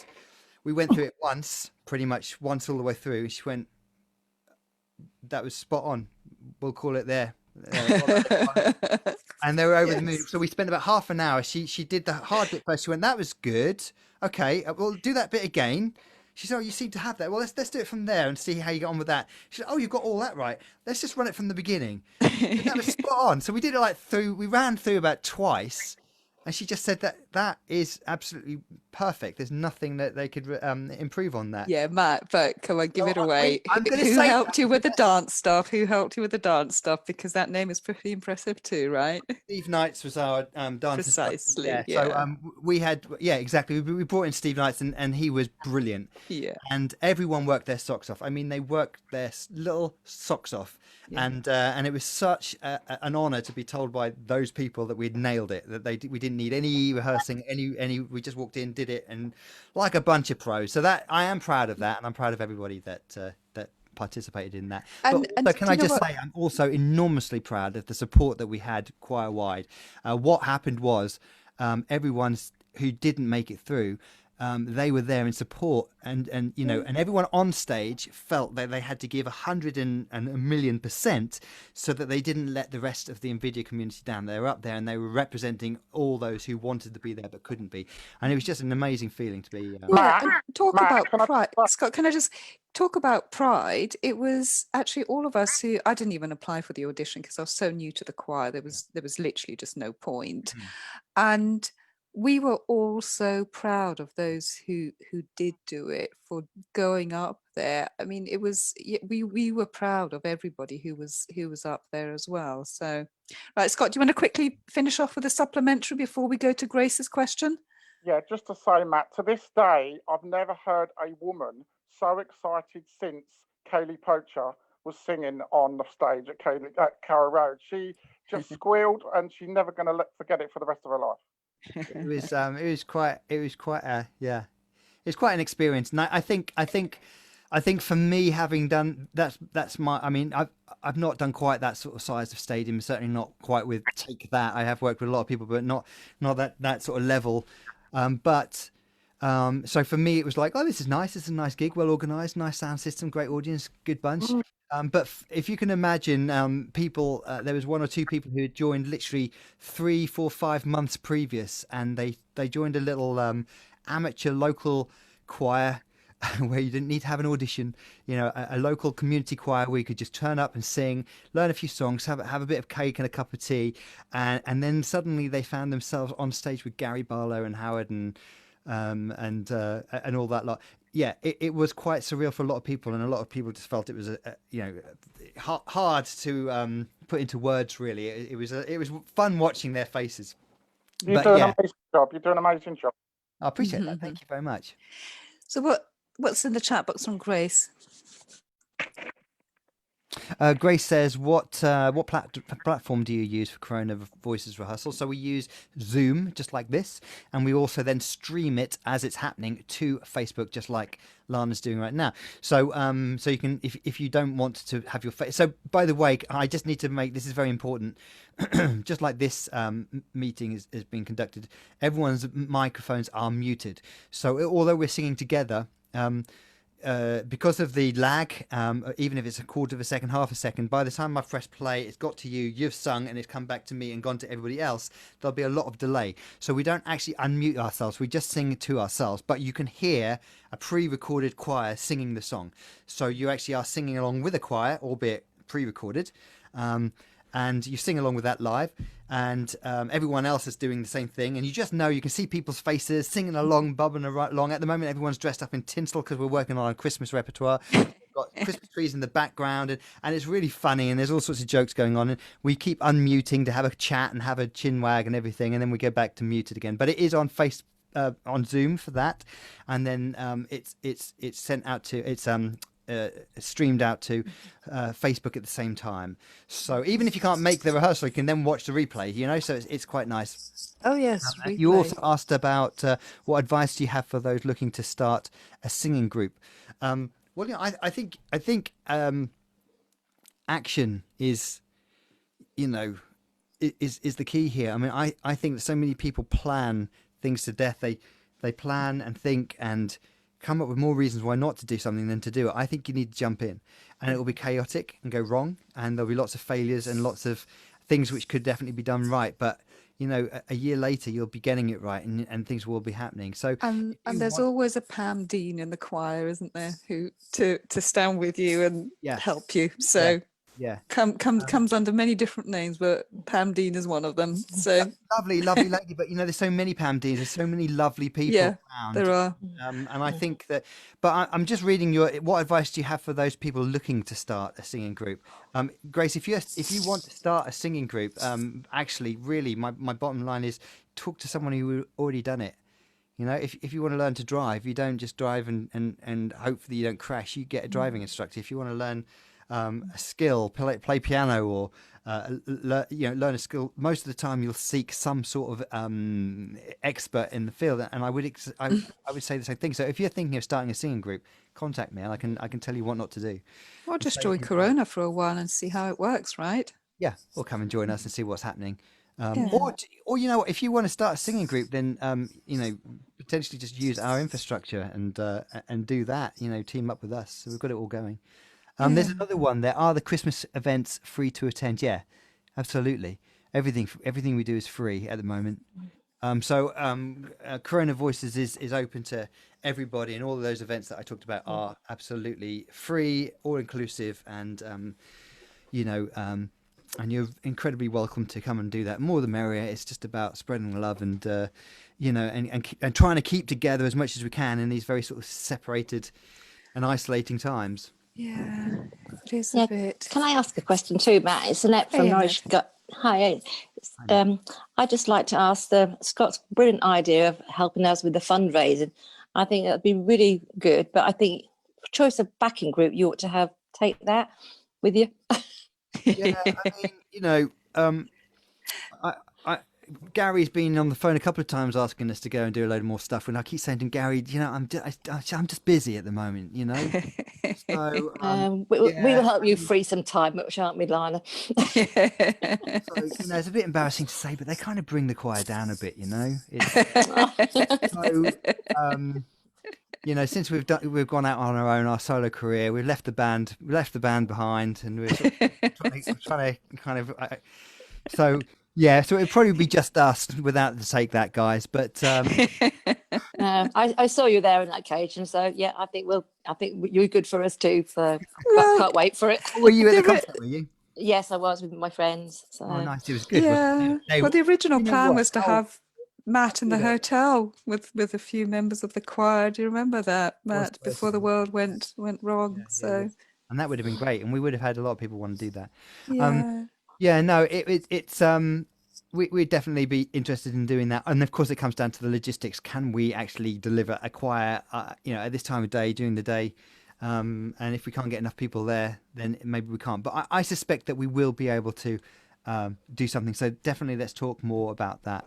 We're all planning ahead, aren't we? And we're keeping our We fingers are, crossed. we are, Yeah. we are definitely mapping our way out of COVID for next year. That's the plan. So yeah, definitely there. Right. Would anybody else like to ask any questions? Some people have been very, very quiet and very, very patient. Cynthia, Jill, anybody else? Do you want to ask a question? Hi, I've just Hey. said that I've just joined the Corona Voices Facebook. Oh, good on you! You Oh, enjoyed have you? it? Well, I've Brilliant. applied anyway. Oh, well, you'll get in. There is no audition, so don't worry about that. You know, one of the things we wanted to remove any sort of points of anxiety for people, and standing up there and being tested on whether or not you're good enough to join us. That doesn't happen. If you enjoy singing, I tell you what, if you come along and you just enjoy singing your past, you're part of the group. You know, so that's I what do enjoy singing, yes. Yeah, and that's what it should be about. If you want to become a wedding singer or a professional singer, then there's other considerations you need to give, right? You need to, you know, you probably need to be a fairly decent singer. But if you just want to sing for your own private joy, you need no qualification for that. You just need the right little bit of guidance and the right kind of environment for that to happen. And over time, you'll get more and more confident, and maybe one day you will end up singing in front of an audience or with a group or something, you know. But you just need that starting point, and that's I think for a lot of people that's what Invidia has been.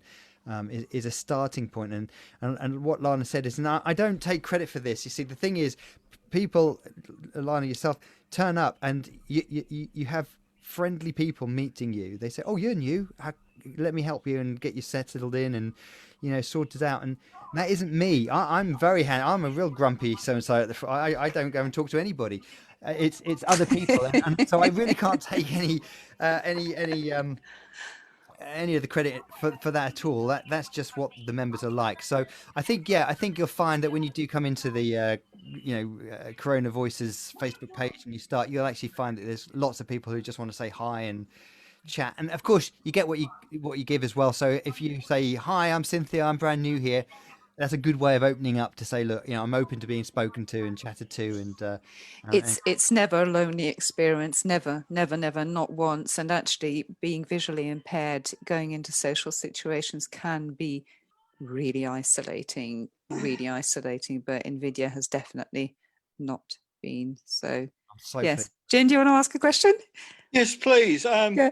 All right, Matt, this is Jim Watt. I had him on in conversation yesterday. Jim is a wicked guitarist, by the way, just saying. My question to you, Matt, is I'm curious as to how you get on with the sound quality in Zoom. I noticed when I play, I don't try to have it loud. I try to have it at a reasonable level. But I noticed on playback there's quite a phase shift, and the quality is not what you really want. So I wondered how you got across that. Shall I show you? Go on. Because I'm in my studio right now and I'm completely set up and ready to go. So let me show you what you hear. I'm just going to play. Oh, I better not play Jingle Bell Rock, had I? Because it's not. That's what we've been doing, but it's not quite Christmas time yet. Let me go something a little bit different.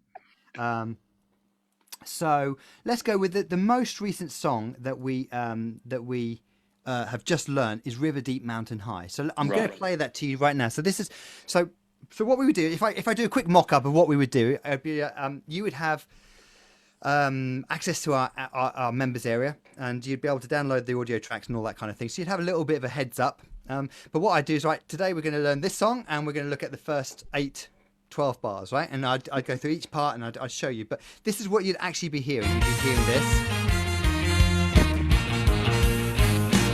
When I was a little girl, I had a rag doll. Right. The only doll I've ever owned. All right, so you kind of get the idea, and you can hear me over the top, and I talk it through. But this is the kind of sound that you get.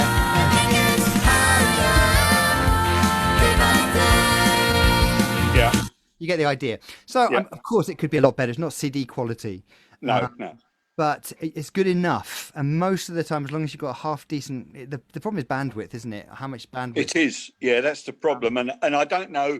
I thought it would be that the more people that are on the chat room, you would get a real quite a noticeable sound degradation. But yesterday it was just Lana and myself, and on playback, I noticed it was still quite a large. Well, it was phasing. You would get that phasing like you were listening to an old transistor radio phasing in and out of frequency. How did that sound to you just now? Not too bad, but then I'm only listening on an iPhone. If I had headphones in, I'll get better quality or whatever like that, Yeah. The difference is that I think Matt is playing this straight through the computer, which is straight linked into his sound output. Yeah. Whereas you were playing your music externally, and it was then being caught up or picked up by the microphone in your device and then streamed through. That's a huge difference. So it might well be actually, Lana. You might have just hit the nail on the head that maybe I could fit an external mic to the iPhone, exactly, increase the quality. Yeah. If you saw the setup I've got 3 digital mixing desks in here. I've got 5 monitor screens in total. I mean, my system here to manage this is huge, and so everything's digital. It goes in. I've also got the most up-to-date settings on Zoom, and there are settings if you go into the audio settings that you can go into the super advanced, really hidden settings to switch certain things off. Limiting the bandwidth that you can use. So I've kind of got it as good as it can go. I don't find that it degrades the more people you have in. Remember, everyone's muted, and really I'm the only person. I'm the sort of central focal point at this point, so what I play everyone should get. But yeah, it has been, I mean, certainly it's been a learning curve, I'll tell you that. It has been. I should imagine so. It's given me some ideas actually, just talking to you this few minutes about it. And I mean, I have the mixing desks and stuff like that. I don't need them anymore. I gave up singing quite a while ago. I used to do backing tracks, backing vocals for some of the bands I played with. Brilliant. And although I went out doing a one-man show, and I used to sing a few Eagles tracks or a little bit of Elvis Costello or whatever. I wouldn't ever class myself as a singer. I'm a guitarist that makes some noise over the top. Yeah, and you enjoy it, right? I love it. I do it for the last 5 years now. I've just done it for my own pleasure. I go out and do a few charity gigs, but it's for my own pleasure. Yeah. And that's the thing. You see, you can go out and you can earn a few bob for people who need it. This is where people go wrong, I think, a lot when it comes to singing. It's like people go, "I'm not very good," and I always say, "Compared to who?" And not very good for what purpose? Like, I'm not very good, like compared to Beyonce or Elvis. Like, yeah, all right, or Freddie Mercury. Yeah, you probably aren't very good compared to them. But why would you compare yourself to them? Right, exactly. Yeah. Right. Are you good enough to put a smile on your own face and just enjoy singing along to the radio? That's good enough for me. That's right. I mean, like I said to Lana yesterday, I grew up listening and playing to the Shadows. That's how I learnt to play the guitar. And I don't play exactly like Hank Marvin or any of the other great guitarists that I've listened to and enjoyed playing along with. But I've used their styles to model my own style. I understand. Yeah, if you know what I mean. And it works for me and I enjoy it. I think that's what counts. Lovely. Yeah. That's exactly it. That's it. And I think that's exactly what you've got to do. Well, I've got another question here from Grace about Thank you, Matt. When we do it. So thanks, Jim. Thank you, Jim, for that. Appreciate that. I think you're spot on with that.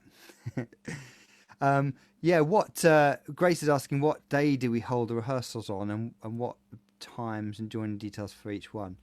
It'd be in the Facebook group, right, Matt? It would be. And so Right now we have a rehearsal at Monday lunchtimes for Corona and Thursday evenings for Corona, but we are actually on the verge of opening up. It's a really difficult balancing act because I currently have the only way we've stayed in business is by insanely loyal members who've said even though we can't get together and rehearse, we're still going to continue, with membership fees, and that's what's kept us going. Because as a business, we still have overheads and all that kind of thing. We're keeping going, and I've had to do a balancing act whereby I've made this available with the permission and with the support of my members, right? And that's very important to me. They wanted to make this all available to the general public. They wanted to make this available to people who needed it, and so they've done it. But what I've been very aware of is the balancing act of not, taking advantage of that, of people who are, probably having difficult times financially and yet still able to contribute one way or another with membership fees and keeping things alive and keeping things going. So what we've done is we are still doing a lot of stuff. So Corona has 2 rehearsals a week, and has these new events, and there'll be more in the year and things like that as well. These 12 days of Christmas and everything. But what I am actually going to be doing sooner or later is making it available so people can actually join Invidia, which will give 100% complete and utter full access to everything, and keeping everybody happy. That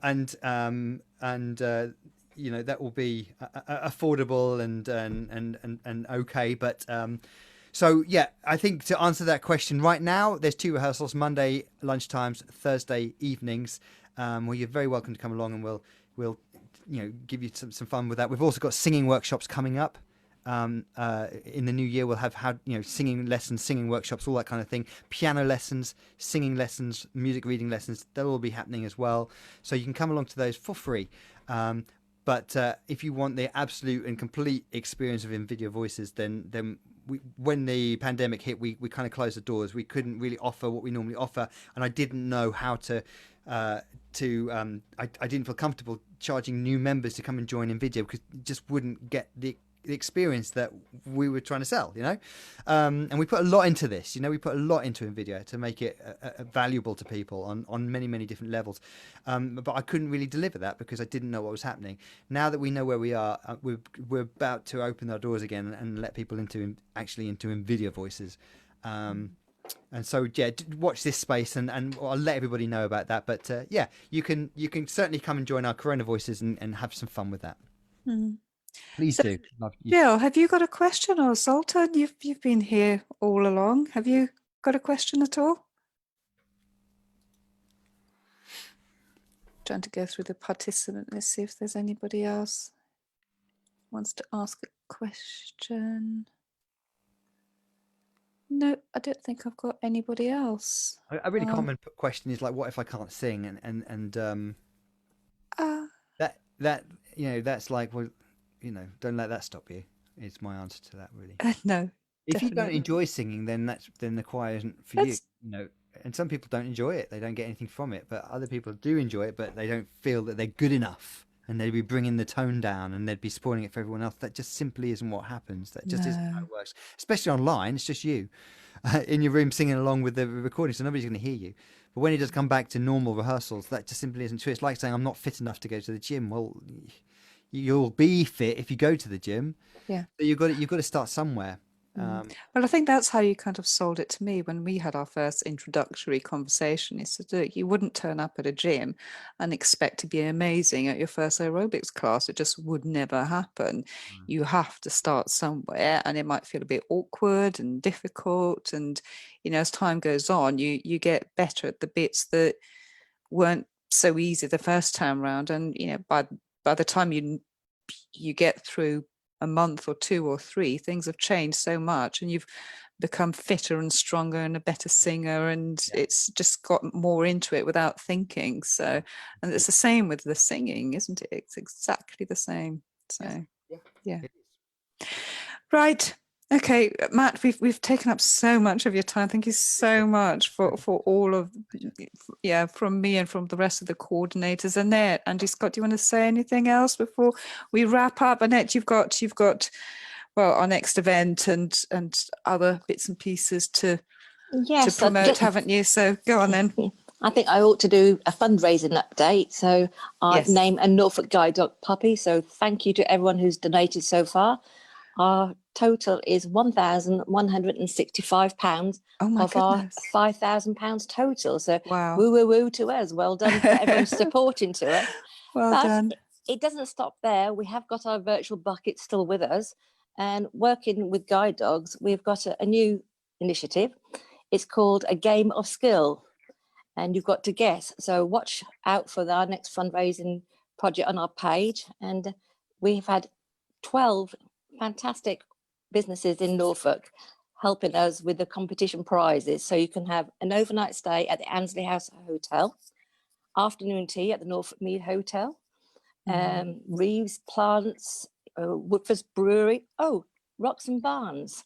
They had a fantastic New Year's Eve firework display, and they've given us one of the tickets that sold out in 2 minutes. Oh, How really? good a prize is that? Yeah. Amazing. So I think we've got something for everyone, and at £5 a ticket, just log on to our site later, our Facebook page. Keep watching for the update because we are fundraising. So we're going with the 12 days of Christmas, 12 prizes, and we're going to go for naming a Norfolk Guide Dog puppy to celebrate 90 years of guide dogs. So we're going full strength in 2021, aren't we? The whole team is behind us. Yeah, So absolutely. keep following guide dogs and supporting us. Yes. So, and of course, we're having a choir with us now, won't we?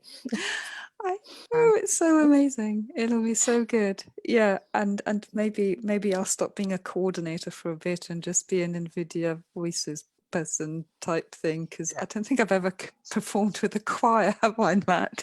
Because I've been too shy. Yeah, of course, and it takes time to get that confidence up, and you're not asked to do anything until you're comfortable to do it. So No. it's all about doing it as soon as you feel.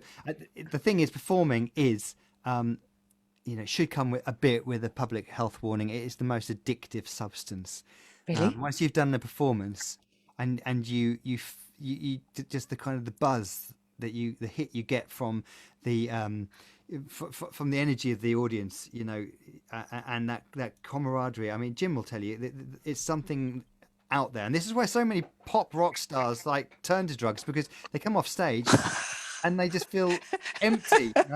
It's such a high that when you walk off, and I was lucky, I was always very comfortable with that. I enjoyed the high, but I was very comfortable with going back to quietness and going and doing my grocery shopping. Yeah, I absolutely agree. You do get on a real high, and it is natural adrenaline. The amount of times after a gig, people say, "Have you got any stuff? Have you got? You must be on something." No, I've just enjoyed my night. It's phenomenal, and I found it when I took on running my pub. We were doing a karaoke. You get the nervous singers coming in, and once their friends had nudged them up to have a go, they couldn't wait to come back and have another go. And it really is that addictive. It really is. Oh, but maybe that's not for me then, Matt. I really don't think I can handle this.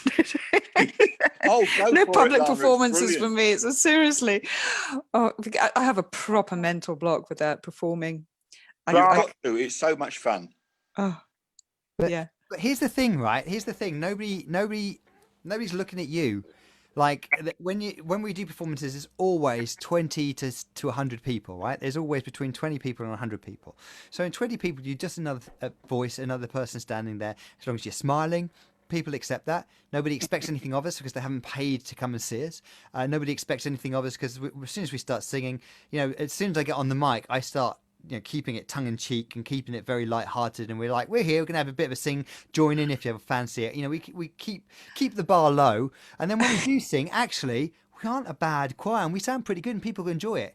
And you see this with our performances. When we do performances in the street or something, we have huge audiences, 200 people in the audience. Oh my goodness. I know. But again, remember, the energy from 200 people enjoying something means no matter what you do, they're going to enjoy it. This is the thing. It's much harder to sing to 3 or 4 people in a room who than 30,000 people. If they become faceless and the energy comes. Oh, mate, but remember when you did the recordings? Yeah. Where was I? At the back, right at the back. Never in front of the camera. Never. Lana, Never. you've got something in your favour, Lana, is that, like myself, you can't see people's faces, so you shouldn't really care. I disagree. Yeah, I mean, I think it only comes with experience. I can pretty much go in and do anything, and you stop caring after a little while. But that obviously comes with experience, And just once you've done one or two, you go, actually, it's like a roller coaster. It's scary first couple of times, and you just realise, oh, it's just fun. It's just fun, and then you start to really enjoy it. And it's exhilarating. And when you hear people applaud, or what's even better, what's even funnier is when they don't and they ignore you and they're not really paying attention. That's hilarious because you kind of like looking at each other going, all right, well, we'll just sing to each other then. And I've done a lot of gigs in my time where I'd sit there and we'd like the quality of musicians that I was playing with were like, we've got the bassist who's just been working with Tina Turner has just dropped in for the night. So we've got Tina Turner's bassist. We've got Kylie Minogue's drummer sitting there, and these people don't even applaud. They don't even have a clue of how good these people are and who they were gigging with last night. I did a gig with somebody. Said, done any gigs recently? He said, yeah, last night I was with who are the guys? Pink Floyd. It was Paul McCartney, Roger Waters. Not Chris Rea, somebody else, a bunch of other people. I was doing that last night, and there we were at somebody's wedding. And it's just hilarious. They have no idea. And so don't worry. Don't worry about what they think of you is none of your business anyway. Just enjoy what you're doing. You're doing it for yourself, not for them. Right. Okay. On that note, I'm going to wrap this up. Scott, do you want to come in and say anything? Say thank you to Matt. Matt's just made this afternoon. The very set example is why the forums exist. A few people having a chat with some friends. Matt, I want to thank you for your time. We do look forward to working with you, hopefully next year, on a project of some kind. But people don't, there's lots of people listen now, listen later. It doesn't take a few seconds to put this together. Lana works extremely hard, so do the other girls. We all have a little part to play, but Lana drives it, and she'd never done anything like this until lockdown in March, April. We will continue next year. Whether we're locked down or not, we want to be with our friends, and that's why we continue to do this. Yeah, brilliant. Good on you. Yeah, thanks, Matt, for joining us. As I said, battle with technology, but yeah, man versus machine and all the rest of it. Yeah, or visually impaired person versus Zoom and Facebook Live. I hear a song coming on, right, Matt? Somebody wants to write that one. Right. Guys, anybody else want any last minute questions before I close the forum for November? And no, just see everyone in December. Yeah, see you in December. Yeah, come on to Corona Voices. It sounds like amazing fun, and we'll see you guys all on the other side. So yeah, on that note, thank you to Clive Lewis MP for coming on. Thanks for Shellie for visiting us briefly. I didn't realise you were on a time limit. I'm really sorry, Shellie.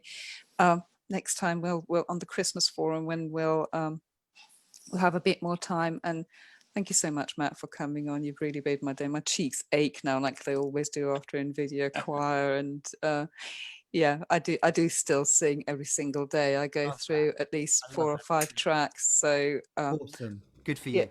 Well, some of them, as I said, I gave up with Blondie. I seem to have a mental block with that one, but nothing since then. But I'm sure I'll catch up when the time comes, right? Absolutely.